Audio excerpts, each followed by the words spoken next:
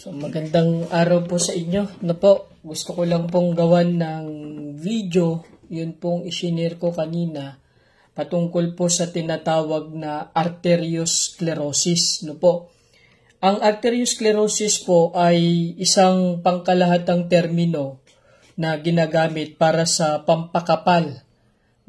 Yung pampakapal at pagpapatigas ng mga artery o arterya.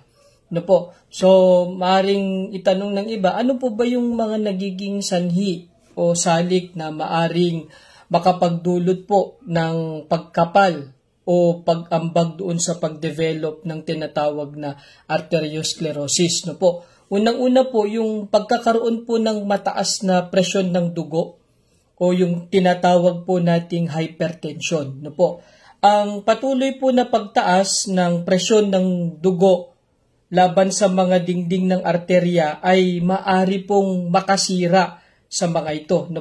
Ito po yung nagdudulot ng pampakapal o pagpapatigas ng arterya. So, yung mataas din po, number 2, yung mataas na kolesterol. Ang sobrang taas na kolesterol ay maari rin pong magbuo sa mga dingding ng arterya. Na bumubuo po ng mga plaka na nagpapakitid po at nagpapatigas doon sa mga arterya. Yung pangatlo, yung paninigarilyo. Kaya ito po ay hanggat maaari ay ipinagbabawal po namin yung mga paninigarilyo.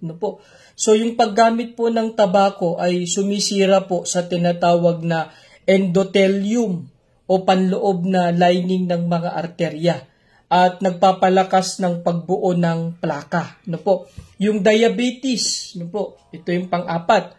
Ang mataas ng asukal, yung mataas na antas ng asukal sa dugo ay maaring makasira sa mga daluyan ng dugo o nag-aambag din ito ng tinatawag na arteriosclerosis. Yung pagiging obese o obesity, yung labis na timbang sa katawan, lalo na kapag sinamahan ng hindi tamang dieta at kawalan ng ehersisyo, ay nagpapataas din po ng panganib ng pagkakaroon ng tinatawag na arteriosclerosis. Yung pang-anim, yung tinatawag po natin na yung hindi tamang dieta, o yung improper diet. So, yung pagkakaroon o yung ugali ng dieta, paano po ba yung pagkakaroon ng tinatawag na improper diet o hindi tamang dieta? Ito po yung madalas po na pagkonsumo ng mataas sa saturated fats at cholesterol. So ito ay maaring makapag-ambag ng pagbuo ng plaka sa mga arterya. So katulad nung binanggit ko kanina, isa sa mga nagiging sanhi yung pagtaas ng kolesterol, So, kadalasan po nakukuha yan sa hindi tamang dieta, So, yung kawalan din po ng ehersisyo, Ang regular po kasi na physical na aktibidad ay tumutulong sa pagpapanatili ng malusog na mga daluyan ng dugo, At binabawasan ang panganib ng pagkakaroon ng arteriosclerosis. Kaya pinakamainam, maglaan tayo kahit mga 15 to 30 minutes araw-araw, tayo ay nakakapag-exercise, So, ang isa pa nagiging sanhi ng pagkakaroon ng arteriosclerosis ay yung edad, So, lalo na po sa mga senior, natural na mas kaunti ang kakayahang magbago at mas madali pong tumigas yung mga arterya kapag tayo po ay tumatanda na. Yung pang-siyam ay yung tinatawag nating genetics. So, maaring may kasaysayan sa pamilya, may pamilya tayo na may sakit sa puso. So, yun, namamana din po siya. So, yung chronic inflammation. So, yung chronic inflammation, ito po yung mga kondisyon na nagdudulot ng chronic inflammation tulad ng lupus, yung rheumatoid arthritis.